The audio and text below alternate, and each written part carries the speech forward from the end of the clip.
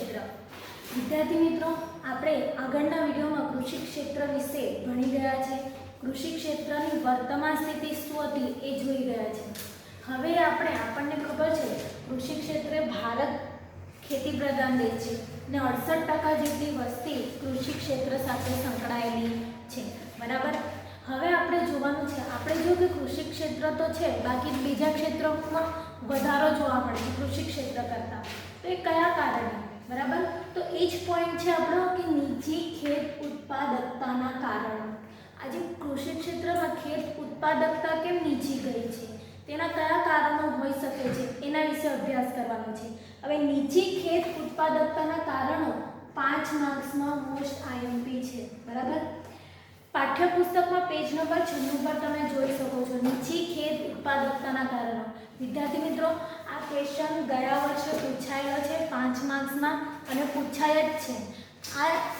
આ જે ચેપ્ટર છે, આ ચેપ્ટરનો મોસ્ટ આઈએમપી ક્વેશ્ચન છે નીચી ખેત ઉત્પાદકતાના કારણો. બરાબર. કયા કયા કારણો છે તે.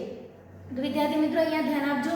હવે ભારત ખેતી પ્રધાન દેશ તો છે, છતાં પણ ખેતી સાથે જેટલી પણ સંલગ્ન પ્રવૃત્તિઓ થઈ છે એમાં સમસ્યા પ્રવર્તે છે. એની ઘણી બધી સમસ્યાઓ છે, જે પૈકીની એક મોટી સમસ્યા કઈ છે?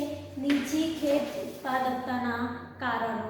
કે અમુક એવા રીઝનને કારણે ખેત ઉત્પાદકતા નીચી જાય છે. હવે ખેત ઉત્પાદકતા વાસ્તવમાં પ્રતિ હેક્ટર થતા ઉત્પાદન અથવા હેક્ટર દીઠ થતી આવકના સંદર્ભમાં માપવામાં આવે છે. તમને પૂછવામાં આવે છે કે ખેત ઉત્પાદકતા કઈ રીતે માપવામાં આવે છે. આ શોર્ટ ક્વેશ્ચન છે 1 માર્ક્સ માટે કે ખેત ઉત્પાદકતા કઈ રીતે માપવામાં આવે છે. તો ખેત ઉત્પાદકતા કઈ રીતે માપવામાં આવે? તો ખેત ઉત્પાદકતા વાસ્તવમાં પ્રતિ હેક્ટર થતા ઉત્પાદન અથવા પ્રતિ હેક્ટર જેટલું ઉત્પાદન થાય તેટલું અથવા હેક્ટર દીઠ થતી આવકના સંદર્ભમાં માપવામાં આવે છે. બરાબર વિદ્યાર્થી મિત્રો, જોજો પ્રતિ હેક્ટર થતા ઉત્પાદન, હેક્ટર દીઠ ઉત્પાદન અથવા હેક્ટર દીઠ થતી આવકના સંદર્ભમાં માપવામાં આવે છે.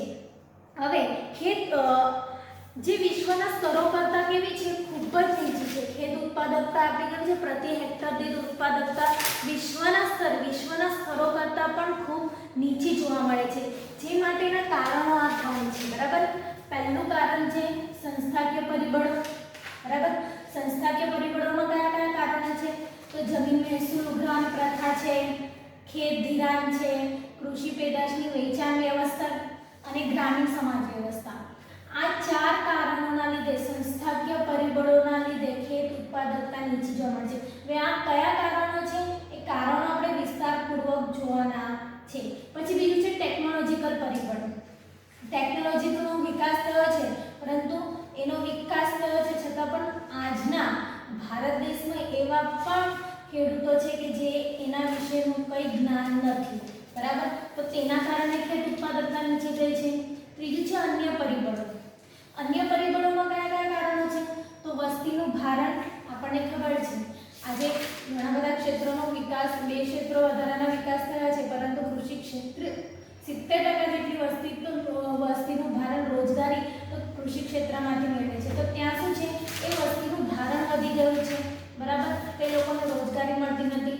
બીજું આર્થિક આયોજનનો અભાવ. કે સરકાર દ્વારા જે આયોજન થયો છે એનો આર્થિક રીતે આયોજનનો અભાવ જોવા મળે છે.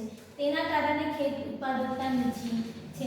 તો આ 3 કારણો તમારે 5 માર્ક્સમાં પૂછાઈ શકે છે. આ ઘણો મોટો ક્વેશ્ચન છે. બરાબર. પણ એકદમ ઈઝી છે. તમે ધ્યાનથી વાંચશો તો તમને આવડી જશે. બરાબર. તો કયા કયા કારણો છે એકવાર કહી દઉં તમને. સંસ્થાકીય પરિબળો, ટેકનોલોજીકલ પરિબળો અને અન્ય પરિબળો. એકવાર પાછું કહું છું, નીચી ખેત ઉત્પાદકતાના કારણોમાં 3 જ પોઈન્ટ છે: સંસ્થાકીય પરિબળો, ટેકનોલોજીકલ પરિબળો અને અન્ય પરિબળો.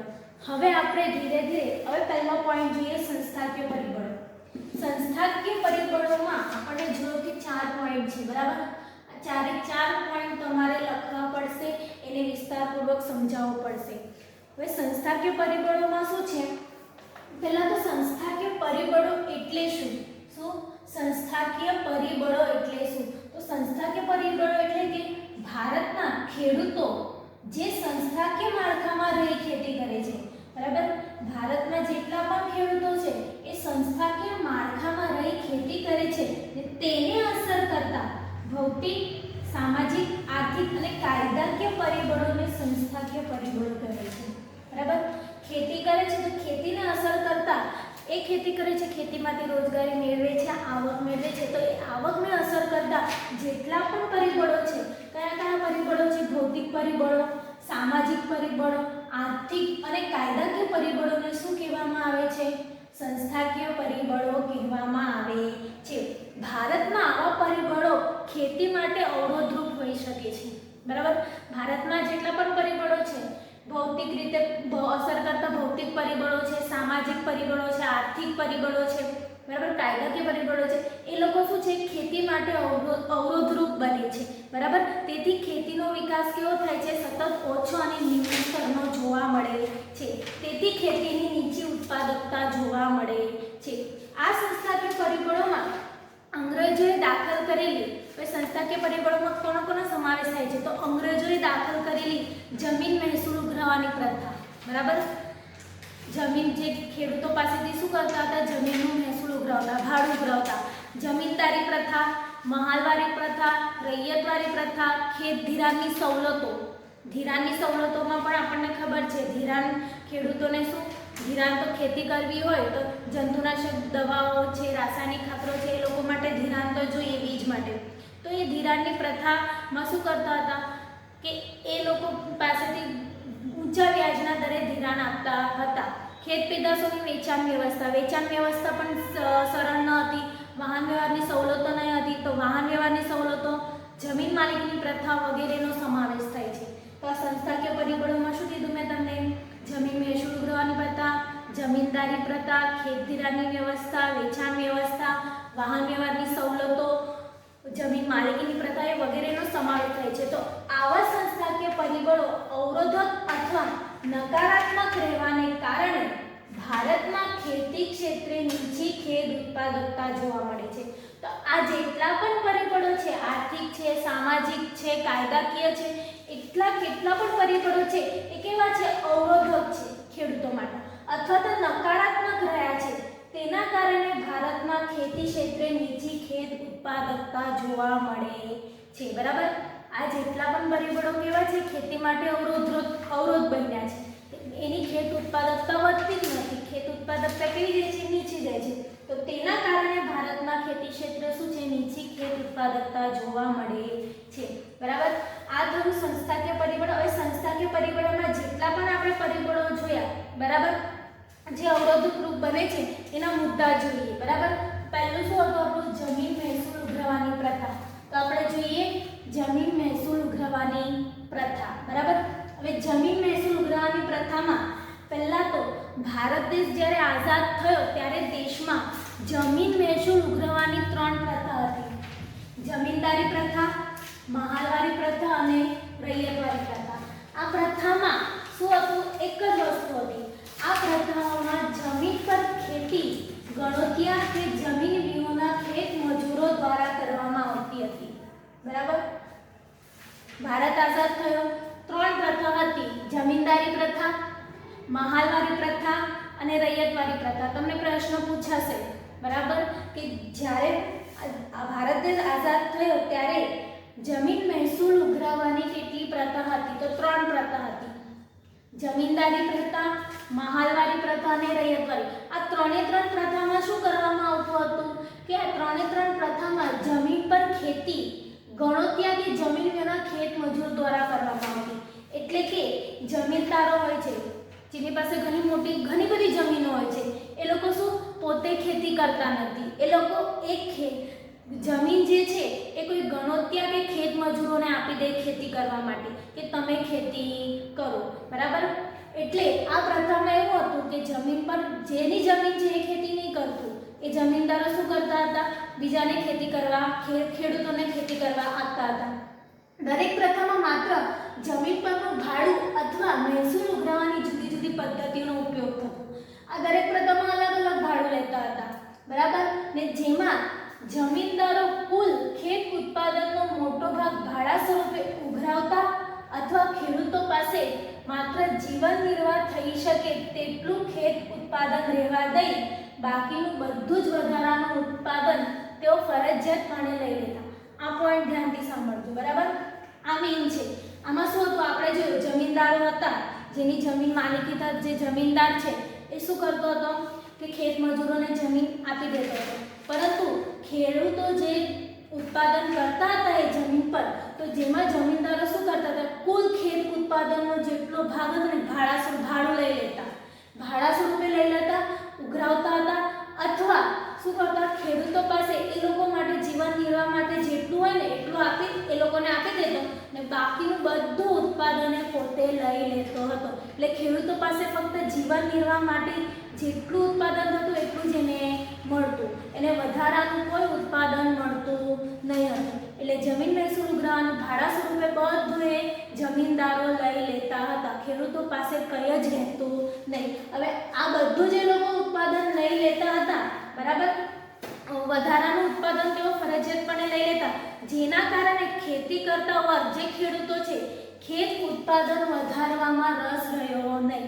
એટલે એ લોકો તો એવું જ વિચાર કરતા હતા, આપણને તો કંઈ વધારાનું મળતું જ નથી, આપણને જેટલું જીવન નિર્વાહ છે એટલું જ મળે છે.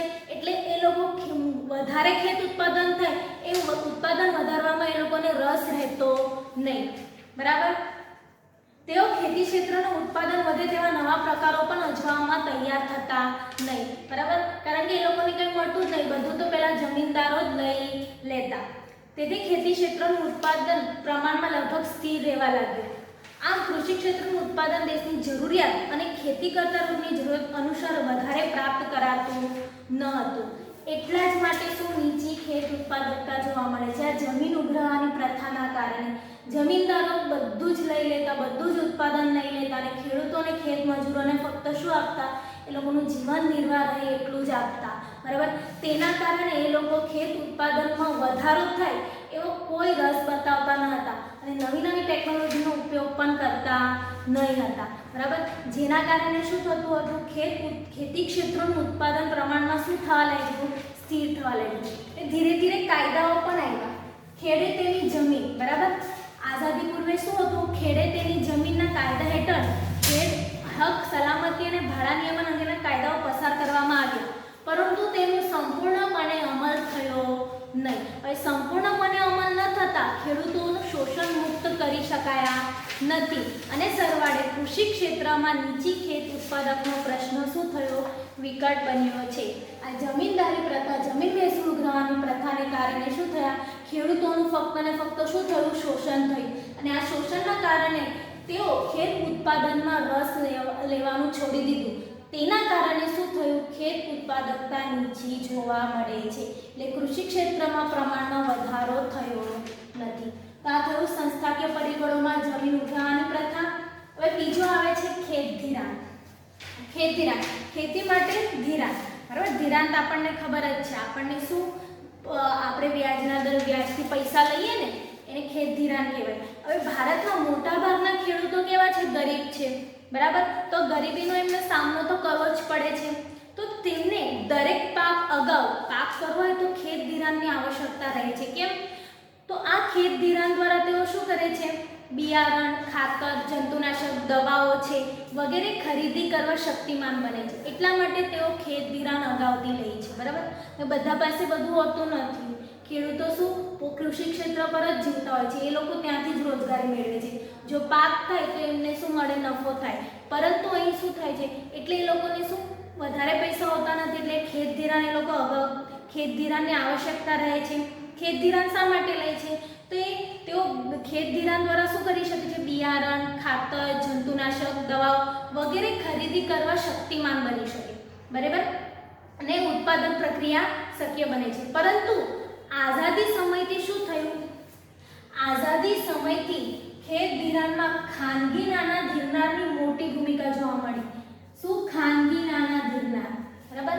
એટલે એવા લોકો ઊભા રહ્યા જે ખાનગી રીતે પ્રાઇવેટ પોતાના નાના ધીરનાર, બરાબર, એ લોકો વ્યાજે પૈસા આપી શકે છે, બરાબર. એવા લોકોની સંખ્યા શું થઈ, મોટી થઈ. ભારતમાં 1971.6% ખેત ધિરાણ નાના ધીરનારનો વ્યવસાય કરતા લોકો દ્વારા કરવામાં આવતું. ધીરનાર જો નાના ધીરનારની વ્યવસાય કેટલા લોકો કરતા હતા? 71% લોકો તો નાના ધીરનારનો વ્યવસાય કરતા હતા કે જે વ્યાજથી રૂપિયા આપતા હતા 71.6%. બરાબર. એ લોકો શું કરતા હતા? આટલા બધા લોકો શું કરતા હતા? લોકો દ્વારા કરવામાં આવતો હતો વ્યવસાય. આ ધિરાણ તેઓ શું કરતા? આ લોકો જે છે ખેત ધિરાણ, ખાનગી જે નાના ધીરનારો છે એ લોકો શું કરતા? ખેડૂતોનો ફાયદો ઉચકતા. કઈ રીતે? તો ખેડૂતોને શું કરતા?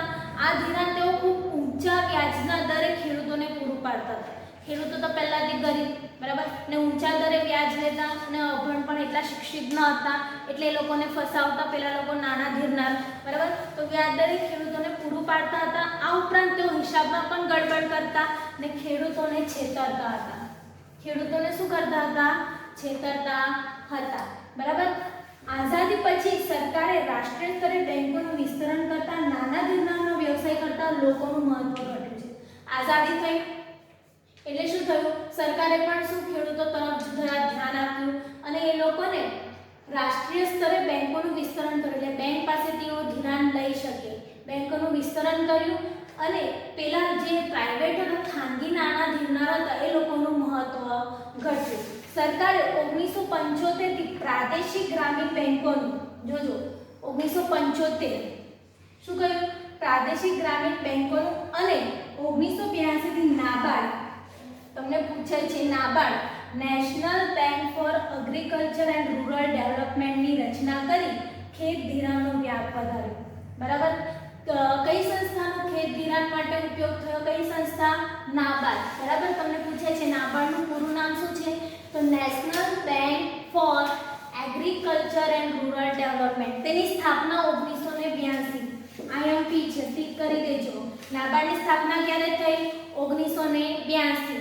એનું પૂરું નામ શું છે?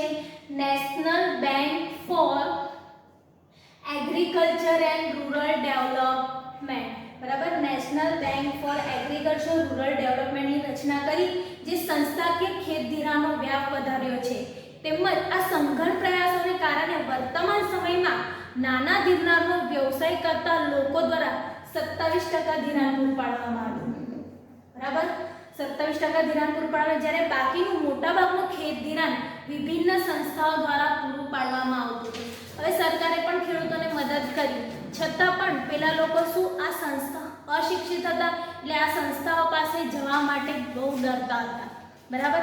ગભરાતા હતા. ને આ તમામ બાબતો પરથી સ્પષ્ટ થાય છે કે ખેડૂતોને સંસ્થાકીય ખેત ધિરાણ માધ્યમો સિવાયના ખેત ધિરાણ મેળવવા પાછળનો ખર્ચ ઊંચો રહેતા હોવાથી, બરાબર, આ સંસ્થા તો ઓછો આપતી હતી ને પેલા જે હતા લોકો એ વધારે ઊંચો ખર્ચ થતો હતો એટલે કૃષિ ક્ષેત્રની આવક નહીવત રહેતી હતી.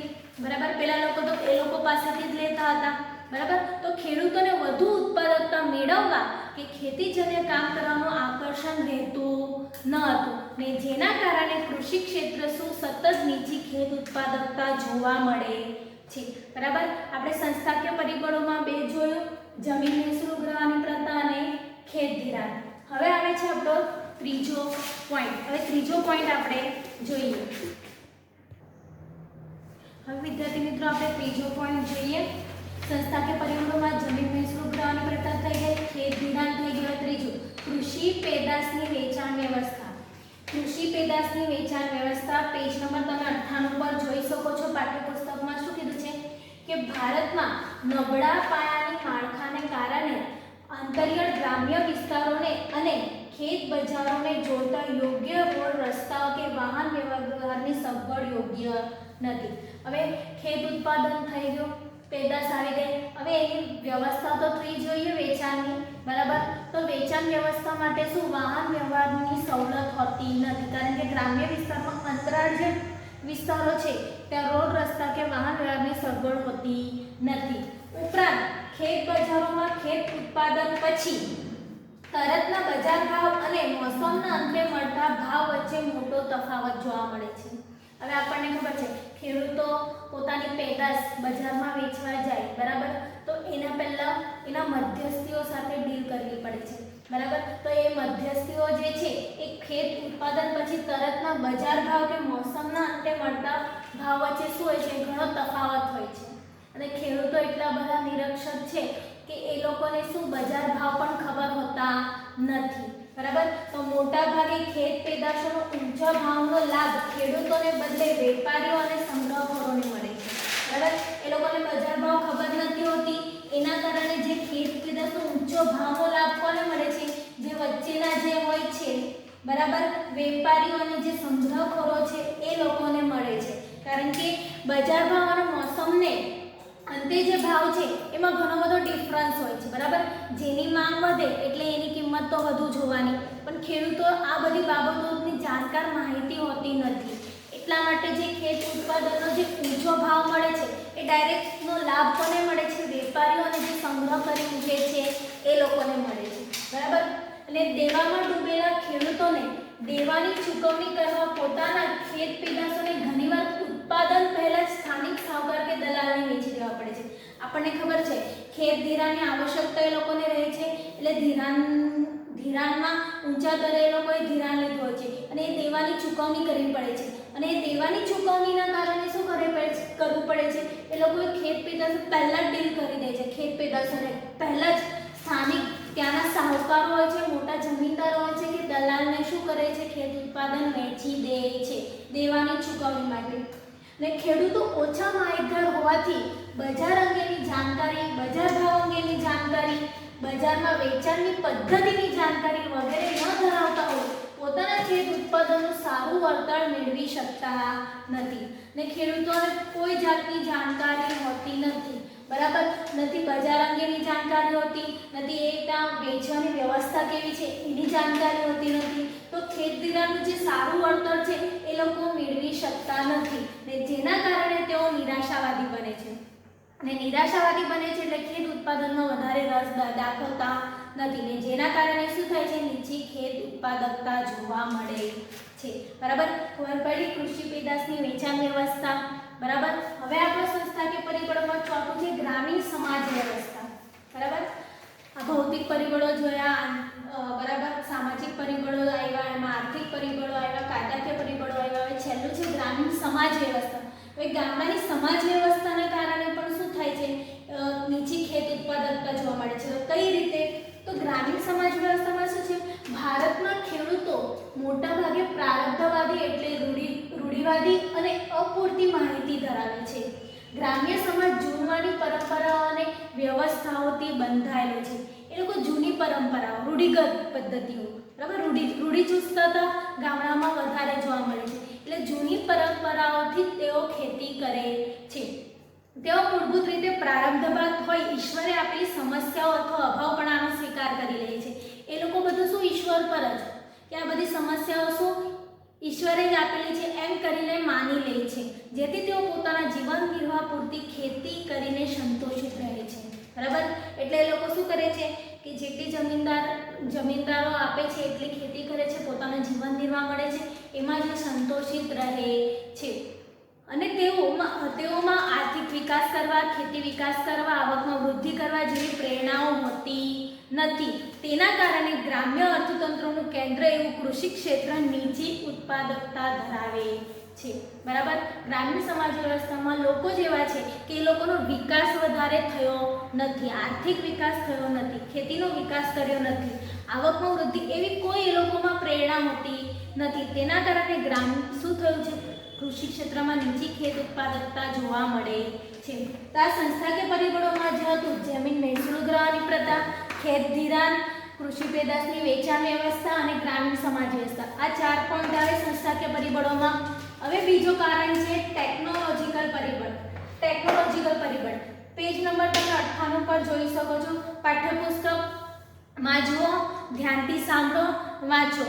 શું કીધું છે, ટેકનોલોજીકલ પરિબળ. હવે આપણને ખબર છે આ આધુનિક યુગ છે એટલે જૂની પરંપરાઓ શું હમણાં યુઝ થતી નથી, નવી પદ્ધતિઓથી ખેતી કરવામાં આવી છે.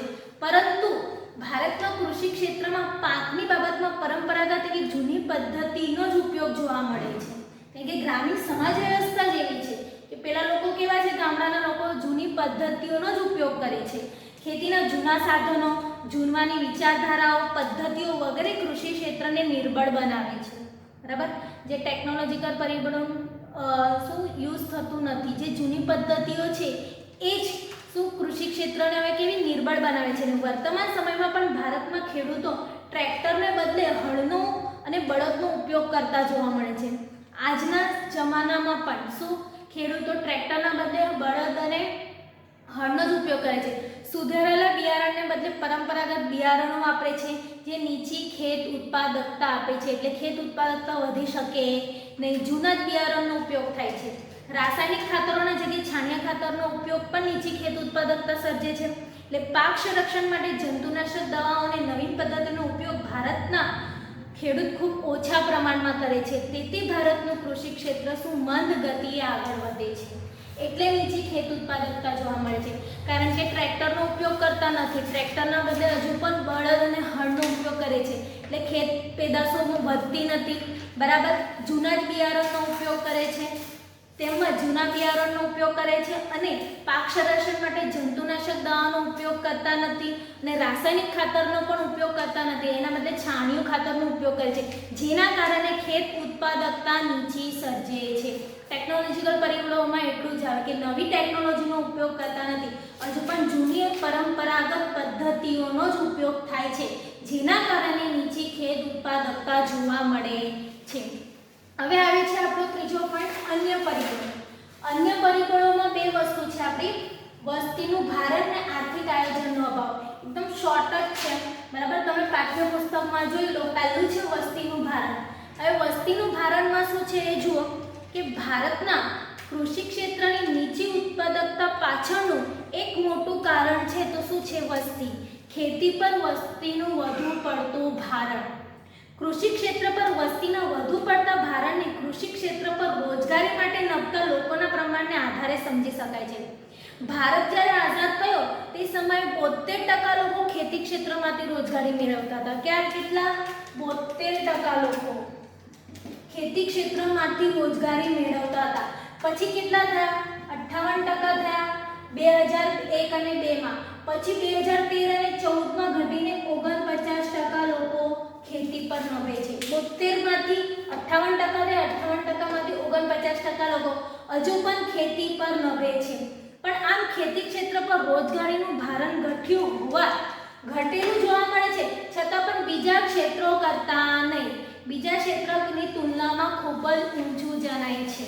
અહીં ખેતી ક્ષેત્ર કુલ ઉત્પાદનનું જે પ્રમાણ મેળવે તેની વધુ પડતી વ્યક્તિઓ વચ્ચે ઉત્પાદન અથવા આવક સ્વરૂપે વહેંચતું હોય શ્રમની ઉત્પાદકતા ઘણી નીચી જોવા મળે છે. કારણ કે અહીંયા શું આટલા ટકા લોકો ખેતી પર નભે છે પણ એટલું ઉત્પાદન થતું જ નથી. બરાબર. એટલું ઉત્પાદન થતું નથી તો પેલા લોકોમાં શું થાય છે? શ્રમની ઉત્પાદકતા ઘણી નીચી જોવા મળે છે. બરાબર. એટલે વસ્તીનું વધુ પડતું ભારણ પણ શું થાય છે? નીચી ખેત ઉત્પાદકતા માટેનું એક કારણ છે. બીજું છે આર્થિક આયોજનનો અભાવ. હવે આર્થિક આયોજનનો અભાવમાં શું છે કે ભારત સરકારે આયોજનનો અભાવ, કૃષિ ક્ષેત્ર માટે આયોજનનો અભાવ કેવો ઓછો કરી દીધો છે. પહેલા જ્યારે ભારત સરકારે આયોજન કર્યું હતું ત્યારે પ્રથમ પંચવર્ષીય યોજનામાં બૃહદપણે ખેતી ક્ષેત્ર માટે બનાવી હતી. પ્રથમ પંચવર્ષીય યોજના. અને પરંતુ બીજી પંચવર્ષીય યોજનામાં શું થયું? 1956 થી આર્થિક આયોજન ઉદ્યોગ કેન્દ્રિત બની ગયું. એટલે ભારત સરકારે ઉદ્યોગોના વિકાસ પાછળ જેટલા પ્રયત્નો, સમય ફાળવણી, ખર્ચ કર્યો છે તેટલું પ્રદાન તેને ખેતી ક્ષેત્રે આપેલ નથી. એટલા માટે છે આર્થિક આયોજનનો અભાવ. બરાબર. પ્રથમ પંચવર્ષીય યોજનામાં ખેતી માટે વિચાર કર્યો હતો પણ બીજી પંચવર્ષીય યોજનામાં શું થયું? ઉદ્યોગોને વધારે મહત્વ આપવામાં આવ્યું. ઉદ્યોગો પાછળ જે ભારત સરકારે સમય ફાળવણી કરી છે, ખર્ચ કર્યો છે એટલું ખેતી ક્ષેત્ર પાછળ કર્યું નથી. એટલે એમ કહી શકાય કે ભારતનું કૃષિ ક્ષેત્ર અનિયમિત અને મંદ દરે વિકાસ કરતું ક્ષેત્ર હોવાથી સરકાર પણ કૃષિ ક્ષેત્રને જરૂરી પ્રમાણમાં સહાયક બની નથી અને આને જ કારણે કૃષિ ક્ષેત્રની સ્થિતિ ચિંતાજનક બની છે. એટલે નીચી ખેત ઉત્પાદકતા જોવા મળે છે. વિદ્યાર્થી મિત્રો, અહીંયા તમારો જે પ્રશ્ન હતો એ મેં તમને સમજાવી દીધો છે. બરાબર. 3 કારણો છે: સંસ્થાકીય પરિબળો, ટેકનોલોજીકલ પરિબળો અને અન્ય પરિબળો. આ 3 પરિબળો તમને મોઢે કરવા પડશે, તમને પૂછાય જ છે એટલે ધ્યાનથી વાંચજો. નહીં સમજાય તો વોટ્સઅપ મેસેજ કરી દેજો. કંઈક પણ ક્વેરી હશે તો હું તમને કહીશ. બરાબર. અસ્તુ. આભાર.